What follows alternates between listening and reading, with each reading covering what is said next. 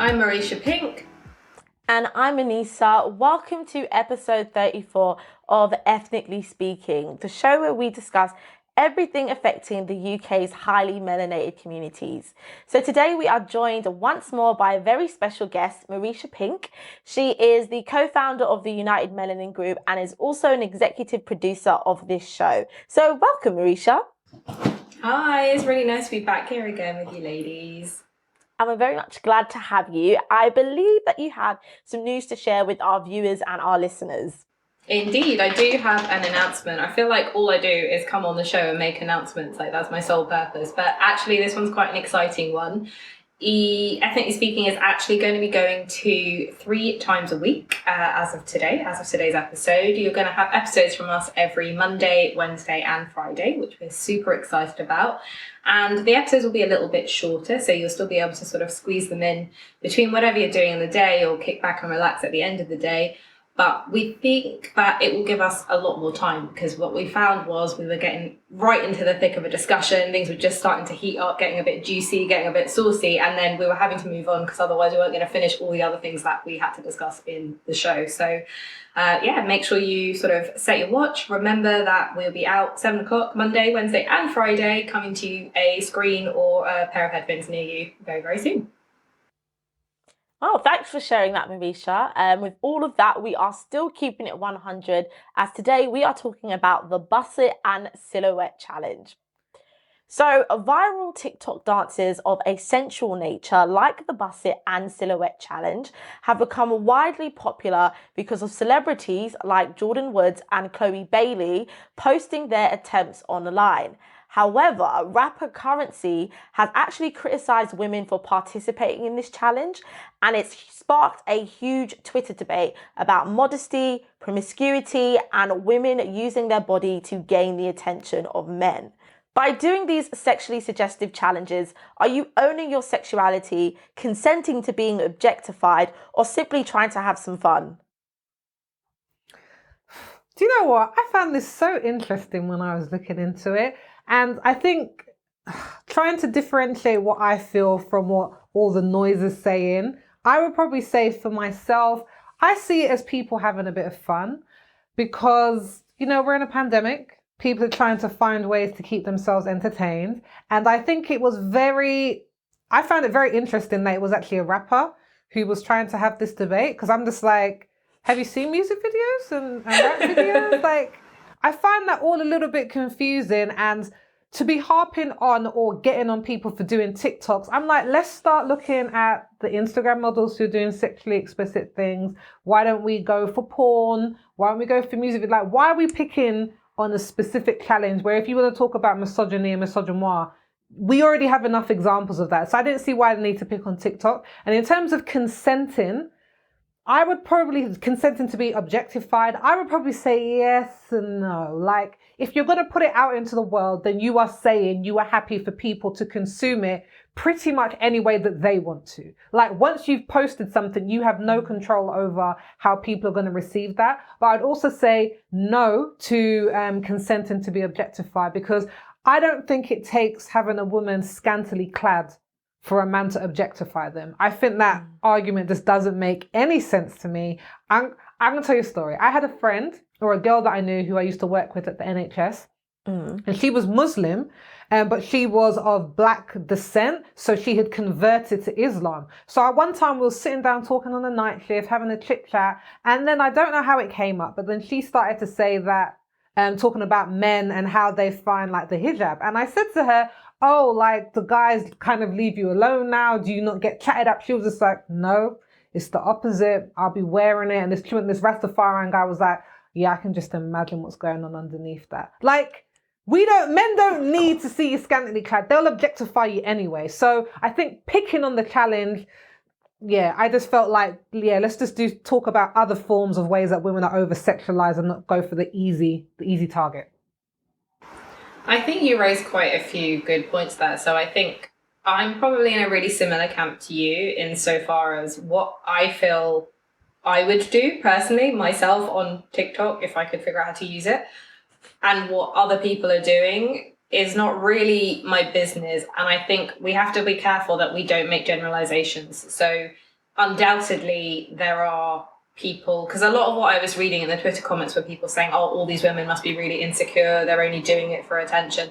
And undoubtedly there will be a proportion of people posting these challenges that are doing it for attention, for validation, because they need, why do we post anything on social media at the end of the day? It is you could do it and keep it for yourself. So in choosing to put it out into the world, I think you have to accept some degree of reaction and accept that you probably might not like some of those things. I'm not saying it gives people the right to say whatever they want, but you are putting something into a public domain and you know that that's what you're doing.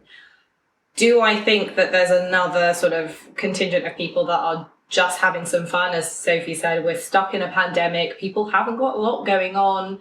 It's not the first of the challenges. And I think we have to ask ourselves whether the people that are doing these particular challenges, which are, I guess, by their nature, slightly more overtly sexual, are the same people that would do challenges that maybe we had before. So this is a photo, but the no makeup selfie was doing the rounds for a while, or doing the mannequin challenge where everyone had to be frozen. If you're the type of person that just likes picking up on whatever's trending and getting involved, then all you're doing is having some fun. And undoubtedly, I think that's what some people are doing without really thinking too much about it, and then being told that they are licensing themselves for objectification is probably pushing a little bit far, because it literally was not that much thought went into it. Yeah, for me, I don't know where I sit on the line, but I personally think whether somebody's doing it to own their sexuality, whether they want to consent to objectification, whether they're just doing it for fun, it's all their choice at the end of the day. So they can go and do whatever they want to do with their bodies. I was actually really taken aback by the kind of like backlash that I started to see on the internet. Like even to this morning, there was still Twitter threads going through. And last night I was in a few Clubhouse chat rooms and they're really dissecting this, breaking it down into something that is like a 10-second dance. They're turning it into a 10,000 word dissertation. And you're just kind of like, how do we get from A to B? Like, I'm so lost. And the main thing why it's a bit disappointing is because I think a lot of it is rooted in misogynoir, because I feel as if, and a few people have brought the points, if maybe, for example, if we took celebrities like Jordan or Chloe, or even just, your regular person, girl of colour in London, I feel like they're getting a lot of stick that if maybe somebody who was white on their counterpart was doing it, it wouldn't be seen as such a big deal. But because women of colour tend to be overly sexualized, even if they do anything that is slightly sexy, it's like, oh my gosh, they're being really raunchy. And that's just because we're already very over sexualized. So we can't even express our femininity in the same way that other people do, because people are going to kind of like label us as just being really like raunchy or promiscuous. And I just found that quite disheartening. And then this morning I was watching because Chloe Bailey, she went on Instagram Live last night to address everyone, obviously, that's been saying all these comments, and she was in floods of tears, and that put me into a strong rage. I was raging this morning. If I showed you guys my Twitter page, I had to actually delete some of my tweets because the rage had consumed me. I was typing in all caps locks, exclamation marks were everywhere. I was losing it. I was like, who made her cry? Who? I was losing it. I was like, where is Beyonce? Like, I was honestly losing it this morning, because it was like she had to go there and defend herself and say, I'm not doing this for attention. I filmed this months ago and I just wanted to put it up and I wanted to share and I wanted people to see my personality. And it was just this girl who's been fairly unproblematic in the media, even though she's been in the media for so many years, she finally did something that was expressing her femininity, and then people went at her for that. And I honestly think it was just because of the colour of her skin. I honestly think if she was a different colour, they wouldn't care. Like, I'm sure if Kylie Jenner did this, if Miley Cyrus did this, we wouldn't be having the same conversation. Do you know what I mean? We wouldn't have so many threads. Well, you said some really good points there, because I wasn't even thinking about it from like the kind of racial angle. One thing that I'd probably say maybe on like the flip side of the argument is, what do we even mean by owning your sexuality? Because I feel like this phrase gets thrown around a lot, especially I would probably say in the music industry, where we see someone who might have come into it as a child. So let's say Destiny's Child or Beyonce in her early albums, Brandy, Miley Cyrus, now Chloe and Halle. They start off with probably a little bit more of an innocent image, and as they grow older, their dances get more sexually overt. The music usually gets a bit more sexual in the lyrics, and then their videos become more sexual too in their image. And then they're like, I'm owning my sexuality. Like, why is it that owning our sexuality usually has to, it seems like, be linked with being more sexually overt, dressing a bit more scantily? Because I think it really does a disservice to thinking that why can't I own my sexuality by being covered up? Now, I'm saying this as someone that likes to show a little bit of TNA at the appropriate time. Wait, I'm not gonna lie. What's TNA? TNA? Oh, I see. Okay, I'm with you. Carry on. Sorry, guys. I'm someone that at the appropriate time, on a nice little date night, when I'm going out, like when I might be out with the girls, when I used to go clubbing, 100%, like, and I still do. So I'm not saying not to do it, but I'm just really uncomfortable with saying that owning our sexuality comes from dressing in a way where we're wearing the least amount possible. Like, why isn't it associated with, like, however I feel, as long as I feel comfortable, then I'm owning my sexuality? Well, I think you're very right with that, Sophie, because when you asked the question, what does owning your sexuality mean? The first thing I thought in my mind was just being confident in who you are and expressing yourself whatever way that feels for you. So whether that is wearing less clothes or wearing more clothes or wearing bright colours or wearing different colours, I think owning your sexuality has to be individual to you. But I think in the media, we're only sold this owning sexuality dream if it's less clothes. But I do think it's down to the individual. So I'll say that.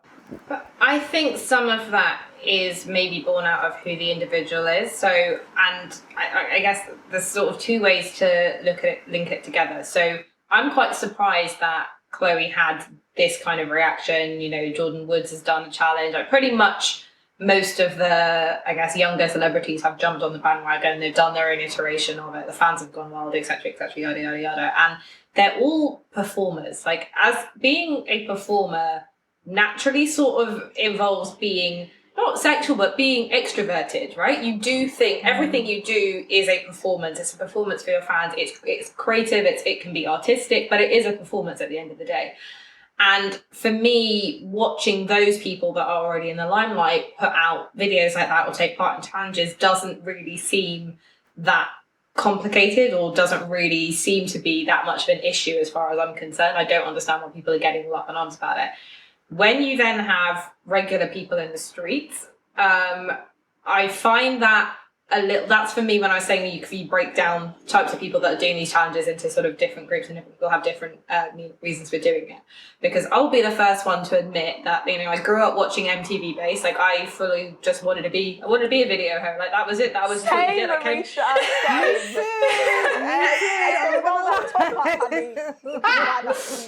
Yeah, used to come home and literally stand in front of the TV, you know, and watch it. But that's the music I grew up on. That was the culture that surrounded it. And that was, I guess, as far as my aspirations at that time particularly went.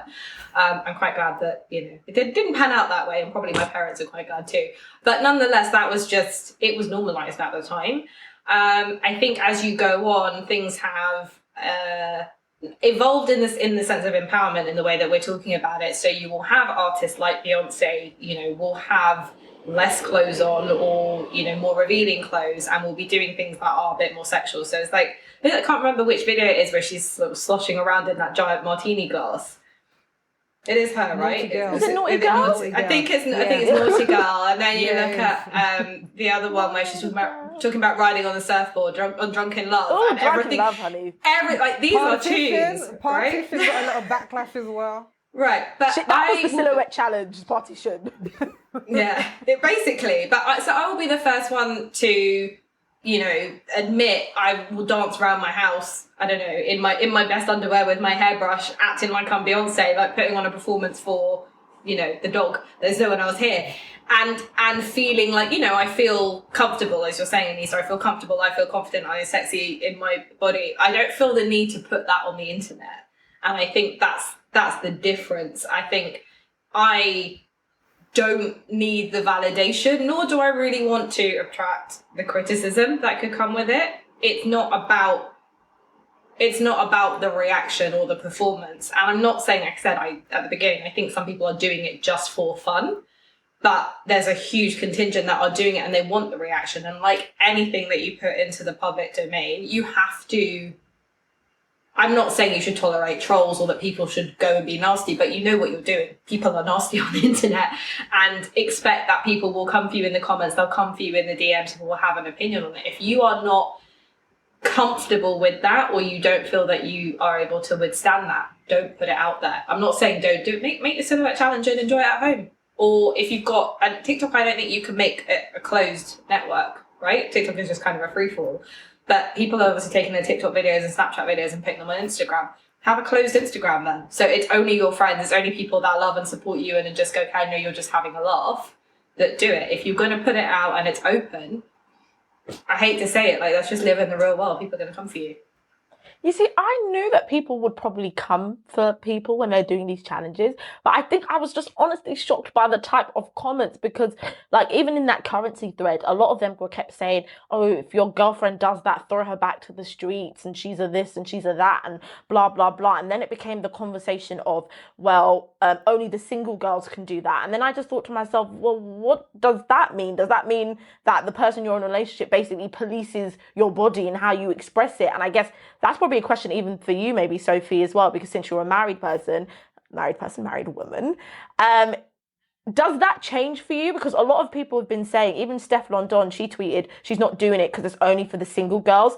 Do you think that has an effect on maybe people that were doing, or maybe why you would or wouldn't do it, being married? To be honest, like, I'm not really sure. Like, my marriage probably wouldn't guide me in that. It would probably much more be what I feel comfortable with. And what I feel comfortable with is probably based on upbringing and the fact that I grew up within the Christian faith. So like being sexually overt was probably frowned upon, and too frowned upon in my opinion. So I definitely kind of rebel against that in certain areas. But for me, it was always kind of like, yeah, I'm not really going to show my body. Like, it's probably not something that I would have done. But I'm like, with Mauricio, it probably would have been something that maybe I did at home, maybe sent to a couple of friends on like our WhatsApp chat or whatever. And probably that's as far as it would have been, because I would have said, this is not really something that I really want to share and I think is appropriate for me to share, especially because nothing ever dies on the internet. You can delete it, but the shade room has already got it.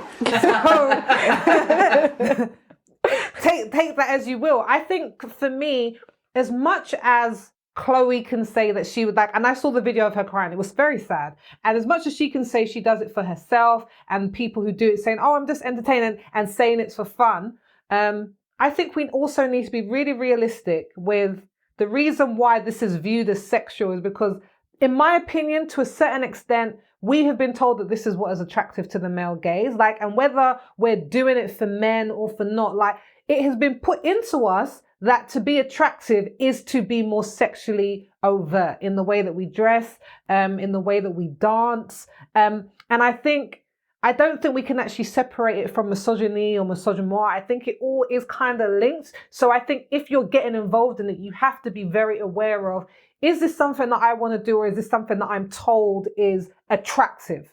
Because we're always going to get rewarded by society, especially a patriarchal society, for doing these things. Like, as much as these girls are doing it, they like the attention that it gets, or that men are putting, or you're so sexy, you're so hot, or whatever.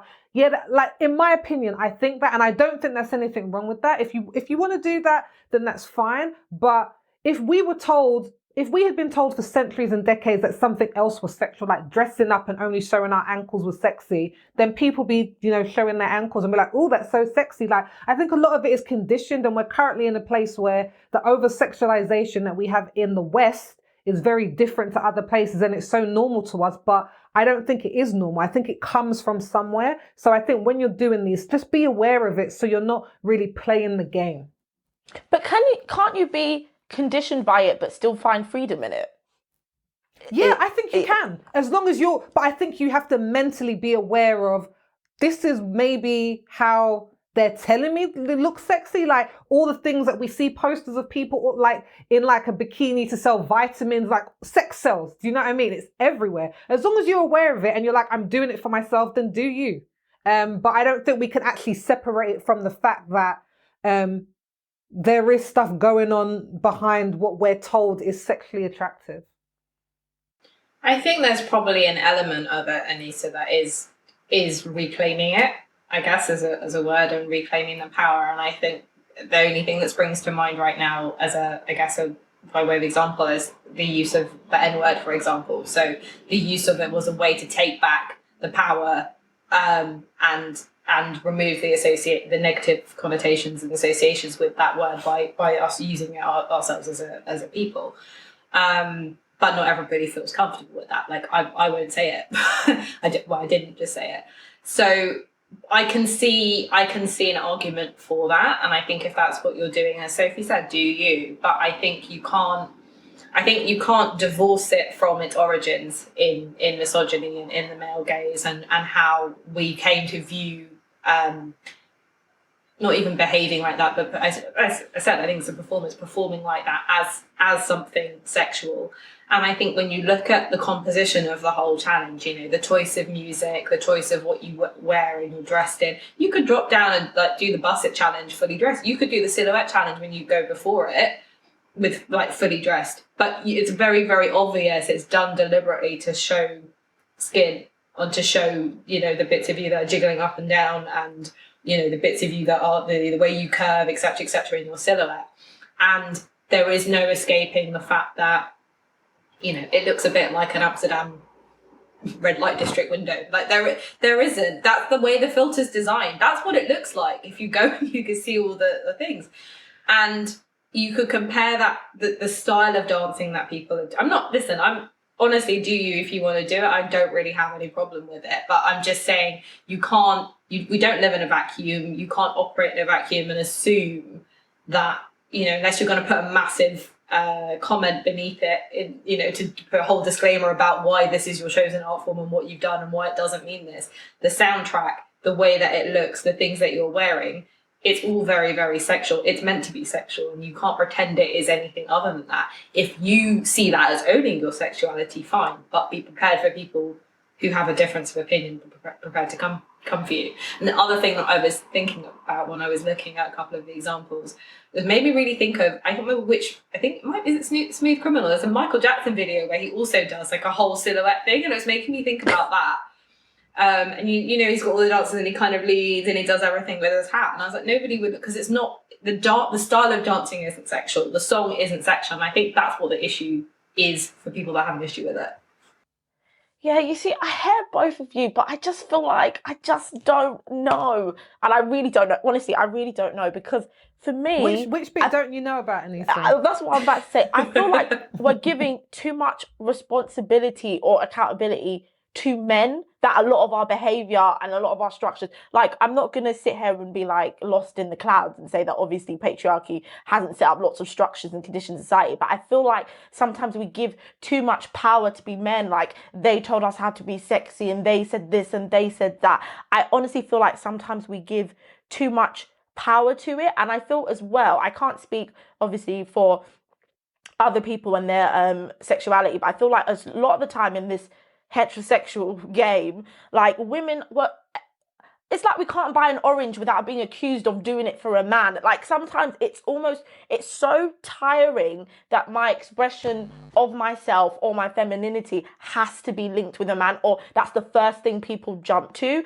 that it's not just like, like, my body's banging and so I want to just show it, and it has nothing to do with them. I don't care if Billy Bob or Tom Tiddley from the street saw it or who didn't see it. Like, I just want to express myself. And I think that we focus so much on men because obviously men are going to see a woman who's scantily clad, and if they're attracted to women and if it's their woman of their preference, they're going to be attracted to the women, but that's on them. And I think when we, and not you guys, but specifically like when you're thinking about the Twitter thread, when it's this whole idea of, well, maybe you shouldn't do this or maybe you shouldn't show this because men are going to get turned on or men are going to do this, it's like we always have to be responsible for what the man is doing. And I don't want what he's doing and his attraction to me to police what I'm going to do and how I express myself, because it's like it's just what I want to do. Personally, for me, I have not done any of the challenges. One, I just don't have the time. Secondly, I would probably do it, you know. They don't call me Anissa with the good knees for no reason. I'm joking. What I'm saying is, I probably would do it because, as I've said on this show before, I've shaked bum for less, honestly, in the club. I like to give a full performance like I'm Beyonce on the stage. It's not a secret, but it's just what I like to do. But I don't like to do it for men. It's just like what I want to do. And of course, men are going to see, and if they're attracted to me, that will bring them towards me. But that's not my intention to attract them to me. And my intention is to express myself. And I think as women, as heterosexual women, we always have to live with the fact of, okay, I'm going to do this because it makes me feel good. But I also know it's going to get me a certain amount of attention with a man. It's the understanding of why am I doing this, and then what I'm going to do with all the attention is where I think sometimes it gets a little bit confusing. I don't know if you guys know what I mean. I think I kind of get what you mean, because I mean, I really agree with what you're saying about doing it for yourself. I think, as we said, like, you can't have any control about what goes into the world. And something else that you were touching on, Lisa, about why we're always saying it's for men, or saying we need to police ourselves for men, or be more responsible about what we put out. I think that's one of the things that made me really quite frustrated when I saw the rapper Currency comment on this. I'm just like, brethren, if it's not your girl and it's not your daughter, just take several seats down. Like, you don't need to be saying anything. Like, I just feel like, for me, we're in a patriarchal society. We have all these pressures. We don't even know where some of these things come. Like, to be feminine, that was an ideal that was created in like the 19th century about what feminine looked like, and it was soft and it was demure, and like that, it was created and it was forced on women. So even our understanding of femininity, so I'm just like, for you now to be telling us what isn't okay, I'm just like I'm not really here for it. And I'm just like, if we want to talk about, if rappers want to talk about what is inappropriate and what isn't appropriate, I'm like, why don't you work on your own genre? Why don't you start there before you're coming for random women online? Like, it honestly confuses me, and especially in a genre of music where people like Cardi, Megan, like they want Lil' Kim, Nicki Minaj. We don't know how much of what it is that they have to do in order to get to their places is what they want to do, or the environment that they're in. Because for female rappers to blow, they literally have to present themselves as extremely sexual. A few of them have had to have work done to exaggerate their portions, whether it's their breast or their bum, and then come out with sexually explicit music. And these are the ones that we put up on the pedestal to be more successful, whatever. So I think there's just so much going on behind the scenes about women and what's appropriate. And I think it's a bigger conversation, not just a TikTok video. Yeah, I'd agree with that. The other thing I want to just say is that it's you have to divorce one from the other. So just to Anissa's point, like, you might be up shaking your bum in the club. That doesn't mean I want you to come and like grind on me. Do you know what I mean? That's this very different. Consent is a very different thing, and accepting that you might objectify me, or you might be looking, or you might feel some kind of way about it is one thing. Doesn't mean it's an invitation to touch. I 100% agree. And I just honestly think it's just so, I've just honestly been so confused at how this has sparked such a huge thing, especially like on all the social media. Like, it's just, in my mind, it's just a TikTok dance, but clearly I think there's a lot more going on underneath all these TikTok challenges. I think the other thing I will say really quickly is a few years ago I did a pole dancing course for about 6 to 8 weeks, right? And obviously everybody associates pole with strippers, and you know, people feel some kind of way about strippers, even though strippers make real good money, I've got to tell you. Not speaking from personal experience, have you ever watched Kendra Wilkinson on top when she was on one of the reality shows? She was talking about how much money she made, and I was like, I'm in the wrong job, like I'm fully in the wrong career. But you know, that is something that quite literally is taken to be an invitation. You know, they associate pole dancers with being in a strip club performing for the gratification of men. I didn't do it for that. I haven't performed my little strip pole routine, stripping for starters. That was literally just pole dancing. And so I think to come back to my point, it can separate the two. It's actually very good fitness. And it made me feel confident, it made me feel sexy, but it wasn't for anybody except myself. And I have no intention of, making it so. So those tricks and skills haven't been brought back to entertain anybody, Marisha? They haven't. I don't even know if after the little lockdown weight gain, I don't even know if I could get up the pole anymore, Sophie. They have some serious upper body strength to do that. It's really hard. It's amazing. It's actually really hard. wildly impressive. It is so impressive. Very good fitness training. There you go, guys. Some fitness tips from the Ethnically Speaking fam. Get onto some pole dancing. Thank you so much for watching and listening to another episode of Ethnically Speaking. Let's keep the conversation going. Would you or have you done the bust it or silhouette challenge? Let us know in the comments below. And if you want even more from us, be sure to sign up to our email list, Extra Ethnic, a special segment available exclusively to our email subscribers. To sign up, there is a link in the description below. We want to thank our special guest, Marisha, for coming back today. You can follow her on Instagram at Marisha Pink to catch up with everything she's doing outside of the United Melanin Group.